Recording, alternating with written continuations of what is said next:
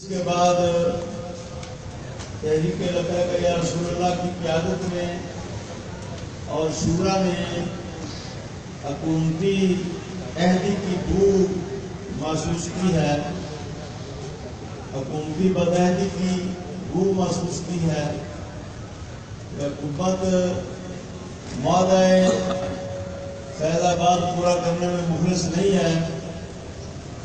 اور حکومت ملک میں فساد چاہتی ہے، حکومت ملک میں کسی دشمن پاکستان کا ایجنڈا جو ہے اس پر عمل کرنا چاہتی ہے، کشیدگی پیدا کرنا چاہتی ہے۔ لہذا تحریک لبیک یا رسول اللہ یہ اعلان کرتی ہے کہ پورے پاکستان کے مسلمان اور پوری دنیا کے مسلمان تحریک لبیک یا رسول اللہ کے اس اعلان پر ختم نبوت کا علم بلند کرنے کے لیے اور شوق شہادت کے ساتھ مامور ہو کر اور ہر قسم کی قربانی کے جذبے کے ساتھ سرشار ہو کر جمعرات 12 اپریل کو 4 بجے کے بعد سڑکوں پر نکل آئیں۔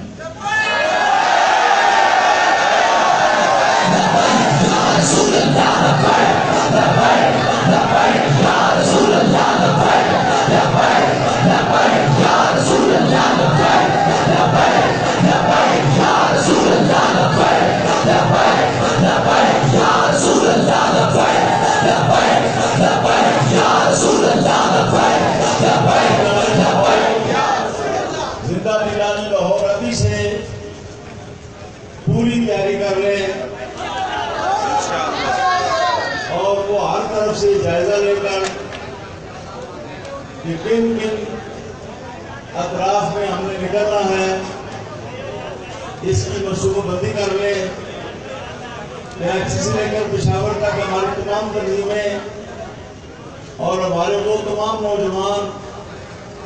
جو تحریک لبیک یا رسول اللہ کے ساتھ محبت رکھتے ہیں اور تحریک لبیک یا رسول اللہ کے ساتھ جن کے دل دھڑکتے ہیں وہ تیار ہو جائیں اور جو ہی جمعرات کو 4 بجے کا ٹائم ہو تو وہ روڈوں پر نکل آئیں اور امن انداز میں زبردست احتجاج کریں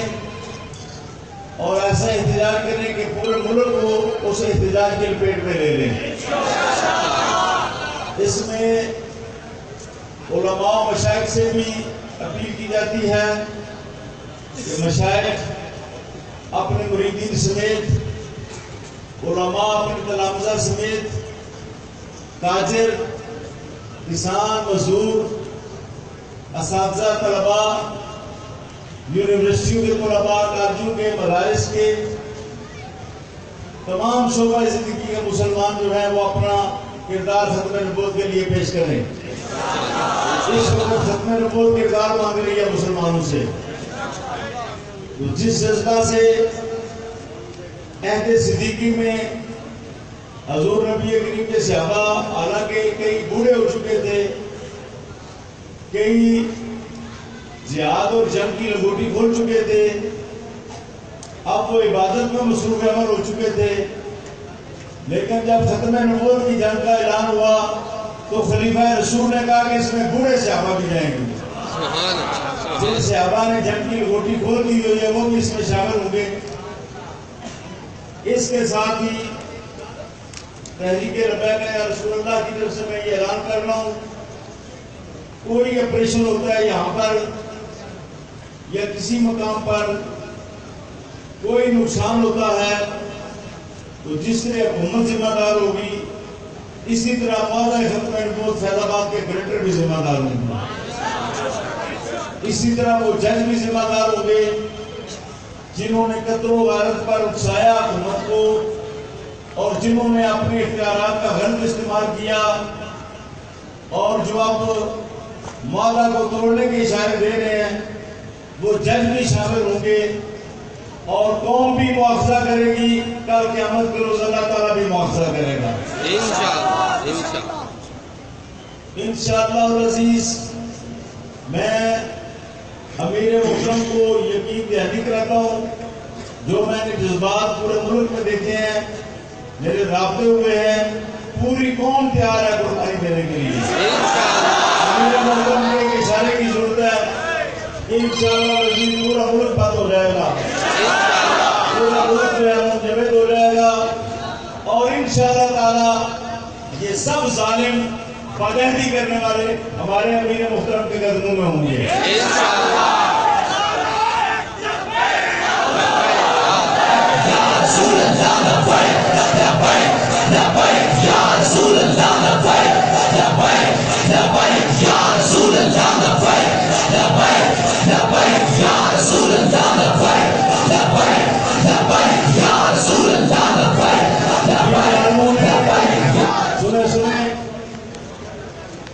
ان ظالموں نے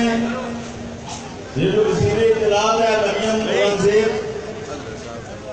یہ قادیانیوں کی بہت بڑی ایجنٹ ہے۔ اس سے پہلے پرویز رشید بھی قادیانیوں کا ایجنٹ تھا۔ اس نے کیمرہ پر بندی لگائی ہوئی ہے اور کئی ذرائع سے تحریک لبیک یا رسول اللہ کی خبروں پر، جبکہ دیگر سیاسی جماعتوں کی جائز ناجائز خبریں، نرم خبریں، بیہودہ خبریں ہر وقت میڈیا پر آ رہی ہیں، لیکن تحریک لبیک یا رسول اللہ کے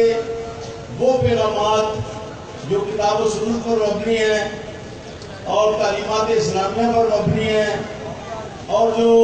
ختم نبوت کے حوالے سے یا رموز رسالت کے حوالے سے ہیں، ان پر پابندی لگائی ہوئی تھی الیکٹرانک میڈیا پر۔ اب یہ جو انوشا رحمان ہے، یہ بھی قادیانی ہے، اور اس نے پہلے جو ترمیمات ہوئی اس میں بھی اس کا بہت بڑا کردار تھا۔ یہ انوشا رحمان جو ہے سوشل میڈیا پر اس نے ہمارا جو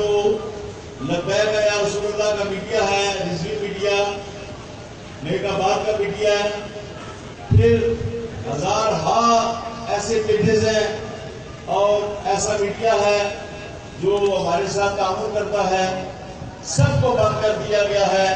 لیکن ہم یہ سمجھتے ہیں کہ انشاءاللہ العزیز جب ملائکہ کا نزول ہوگا، اللہ کی مدد آئے گی، تو ان کی ساری تدبیریں فیل ہو جائیں گی، ساری سازشیں ناکام ہو جائیں گی، اور اللہ تعالیٰ حق کو فتح دے گا، اللہ تعالیٰ تحریک لبیک یا رسول اللہ کو فتح دے گا۔ اور میں یقین دلاتا ہوں کہ ہم سب لوگ ختم نبوت کے لیے شہادتیں پیش کرنے کے لیے تیار ہیں۔ گرفتاری بہت چھوٹی بات ہے، ہم اس سے اوپر شہادتیں دینے کے لیے بھی تیار ہیں۔ انشاءاللہ تعالیٰ باقاعدہ حکمرانوں کو پتہ چل جائے گا، اور باقاعدہ گرنٹروں کو بھی پتہ چل جائے گا، اور یہود و نصارہ کی بولی بولنے والے ججوں کو بھی پتہ چل جائے گا کہ ختم نبوت کے پروانے کیا کردار ادا کرتے ہیں۔